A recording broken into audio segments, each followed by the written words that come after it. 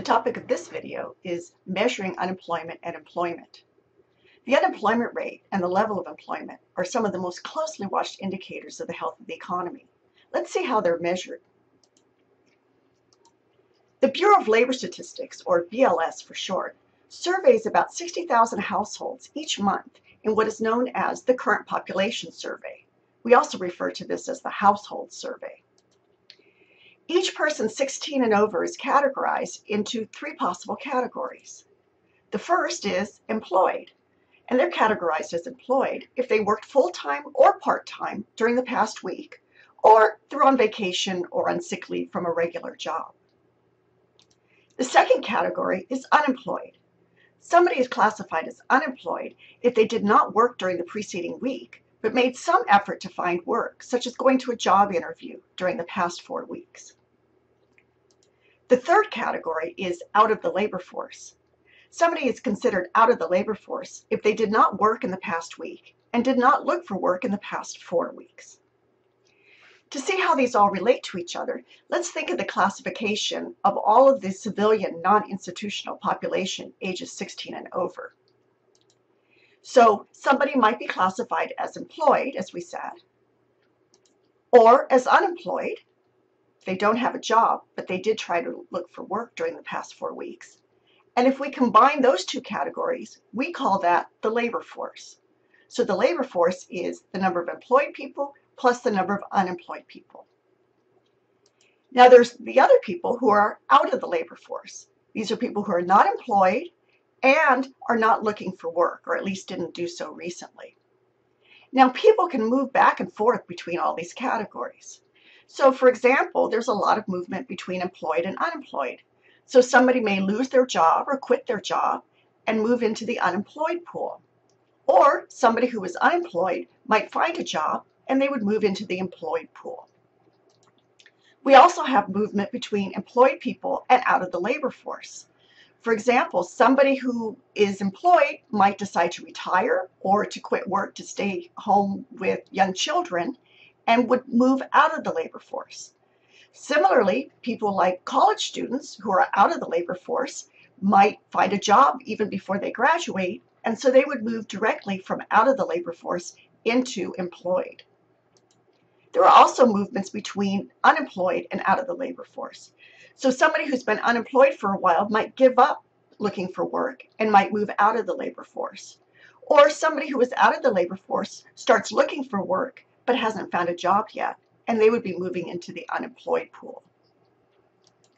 Let's think about some of the relationships among the concepts. So as we just mentioned, the labor force is the number of people employed plus the number of people unemployed.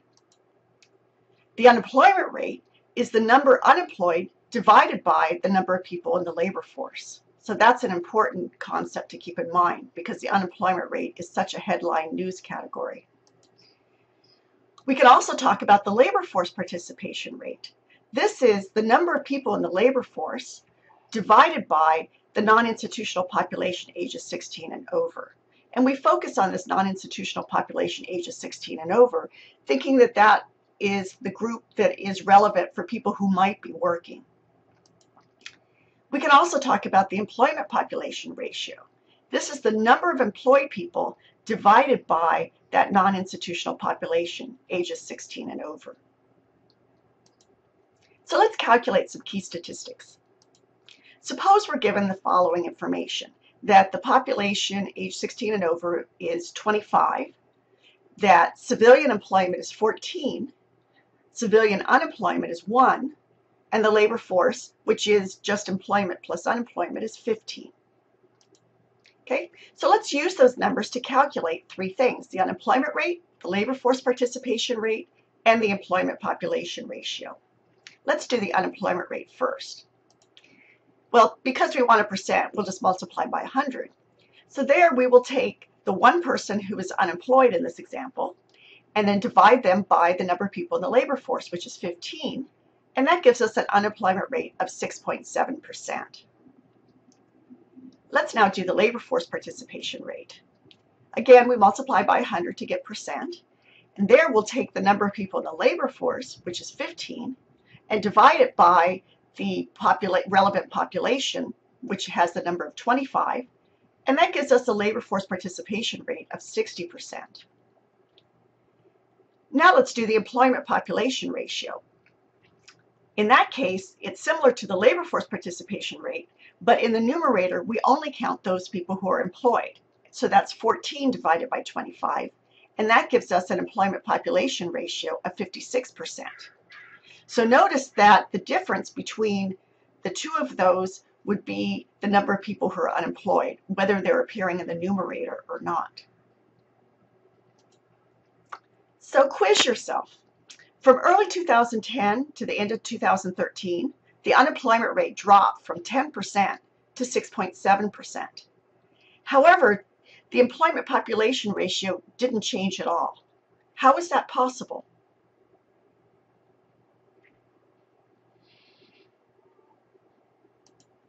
Well, it's because the labor force participation rate fell. In fact, some of the people who left unemployment, and so we had a decrease in the number unemployed, didn't become employed. They actually withdrew from the labor force. And this has been a big issue with the recent decline in the unemployment rate, because it isn't because so many more people are becoming employed. Rather, it's more people are moving out of the labor force. Now, there's some measurement issues with the unemployment rate.